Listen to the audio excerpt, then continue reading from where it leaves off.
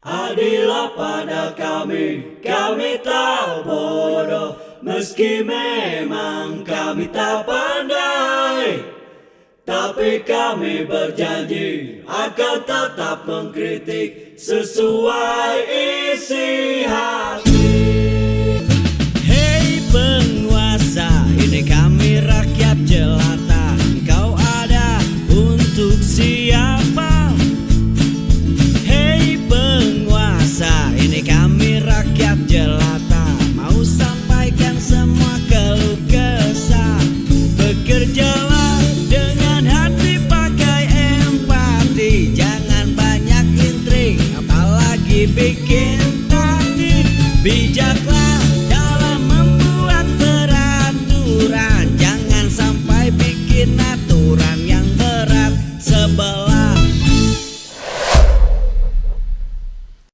Ketua Umum PDIP Megawati Soekarno Putri turut menyentil polemik dugaan ijazah palsu Presiden ke-7 Jokowi.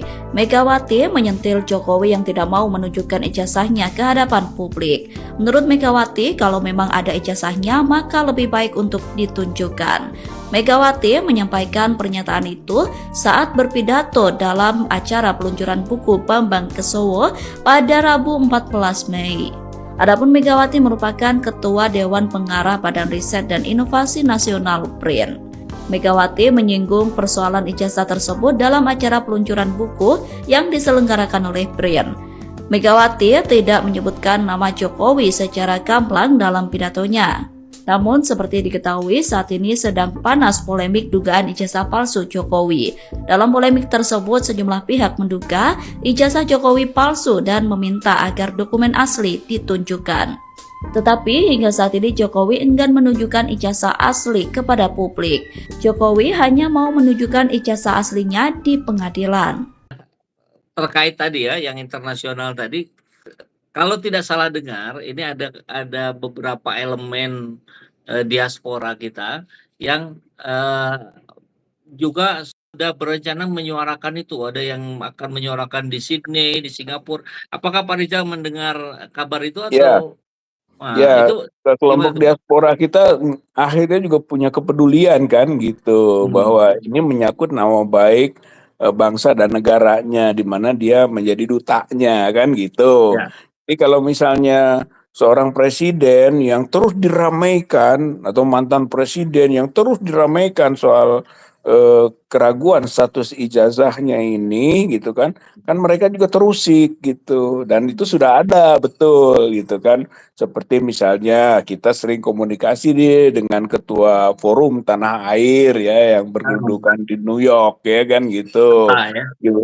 Pak Tata ya, Tata Cassandra gitu kan, atau beberapa aktivis demokrasi yang berkedudukan juga di Amerika gitu. Itu juga memberi respon gitu. Hanya tinggal sebetulnya mencari bentuk gitu. Kita sudah ada diskusi gitu kan. Seandainya ada lembaga riset internasional atau mungkin juga universitas-universitas yang bisa memiliki representasi baik gitu kan, bisa meneliti itu sebagaimana mungkin penelitiannya Dr. Rismon, penelitiannya Dr. Roy Suryo gitu kan, itu saja sudah menggoncangkan di dalam negeri, apalagi kalau itu dikeluarkan opininya di dunia internasional atau di lembaga-lembaga yang punya kompetensi untuk itu, pasti itu pengaruhnya besar gitu. Jadi gitu kan, terhadap upaya-upaya misalnya uji forensik gitu di lembaga-lembaga penegak hukum itu menjadi tidak main-main gitu, karena budaya rekayasa itu punya track record di Indonesia ini gitu, di lembaga-lembaga kita gitu Kang Epul. Ya, memang kita mendengar juga Pak Ahmad Ozinuddin nih yang menyatakan di media bahwa ada kecurigaan yang terkait dengan trust level dari masyarakat terhadap kepolisian. Tapi pertanyaannya apakah memang mungkin itu dalam proses-proses pembuktian laboratorium di Barreskrim katakanlah itu melibatkan pihak-pihak lain, atau kalau mungkin bagaimana prosesnya begitu, Pak?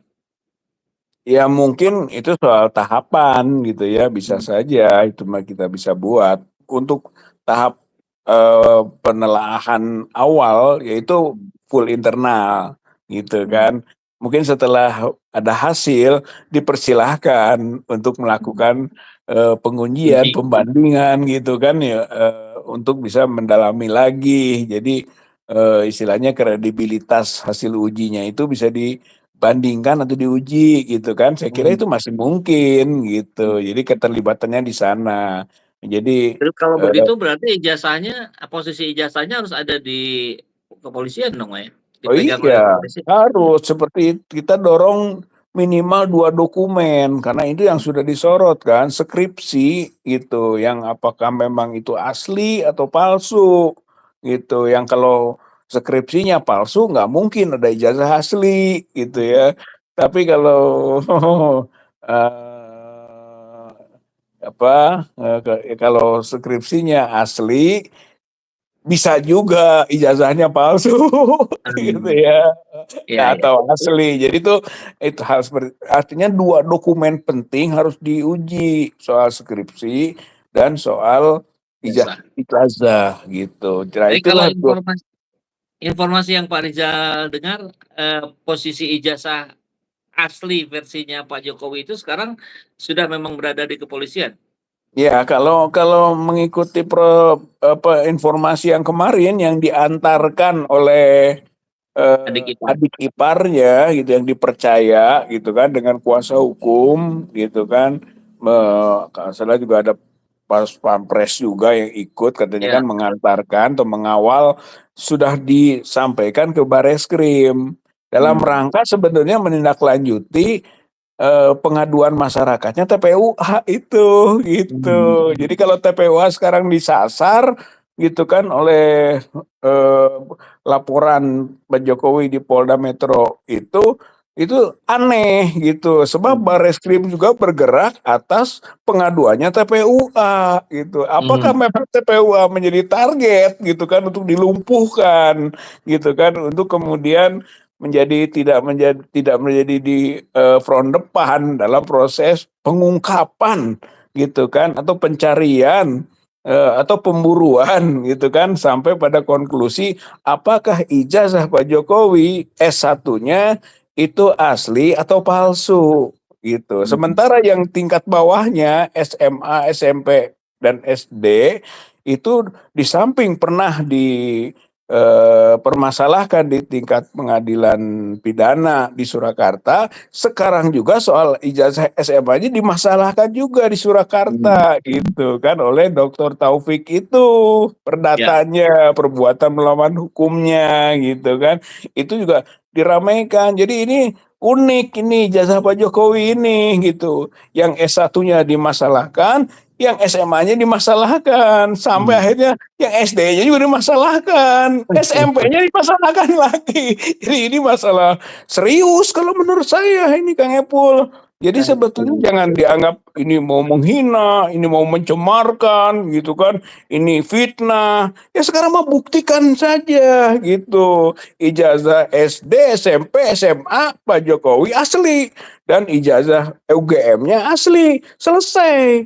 Tapi itu harus membutuhkan itikat baik gitu dari yang bersangkutan khususnya. Kalau enggak, ya berarti masyarakat akan ribut terus gitu sampai kapanpun, dan itu akan mengganggu stabilitas politik, Hmm. termasuk pemegang kebijakan politik. Makanya sebetulnya selesaikan satu-satu gitu. Nah, Nah, itu. semakin riuhnya ini kan, kemarin Megawati sudah ikut bicara soal ijazah Betul. kan begitu. Silakan lihatkan saja, gampang kok yang begini mah gitu.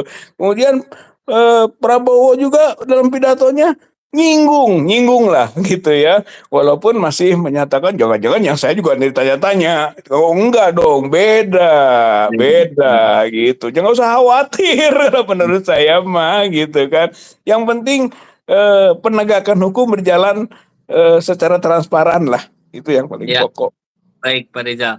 Barangkali ini pertanyaan terakhir sekaligus boleh nanti disambung dengan closing statement dari diskusi kita hari ini. Kalau katakanlah proses-proses ini bisa berjalan, apa namanya, laporan-laporan terus saling bermunculan, ini menjadi sebuah Indonesia ini akan setelah ini selesai, harapan Pak Rizal terhadap bangsa ini, terhadap masyarakat seperti apa, Pak? Monggo silakan. Iya, sebetulnya tanda kutip ya, skandal ijazah palsu ini adalah alif baknya perbaikan negeri gitu. Karena 10 tahun dipimpin gitu kan, kalau bisa terjawab ini adalah yang legal dan tidak legal, kan berpengaruh itu kan terhadap Ya. upaya-upaya perbaikan negeri. Mungkin dalam soal penegakan hukum itu juga akan ada efek domino.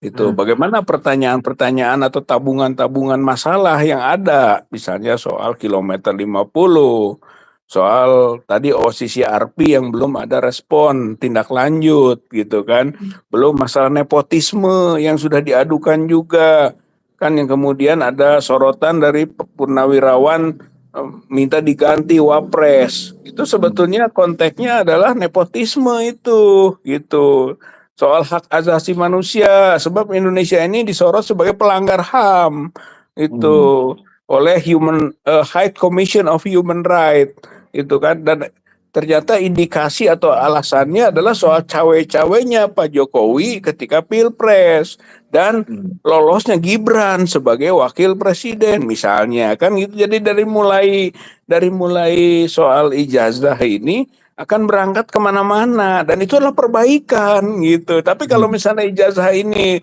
tetap kabur gitu kan dan dibuat blur gitu ya, tidak jelas, tidak terang, ya tentu kesananya juga semuanya akan abu-abu terus gitu. Lalu perbaikan apa yang kita harapkan? Jadi kalau menurut saya, kenapa kita concern ini gitu kan, sampai mana gitu kan, dan pergerakan upaya pembuktian kebenaran palsu atau asli itu terbukti jelas, itu adalah demi kebaikan bangsa negara ke depan.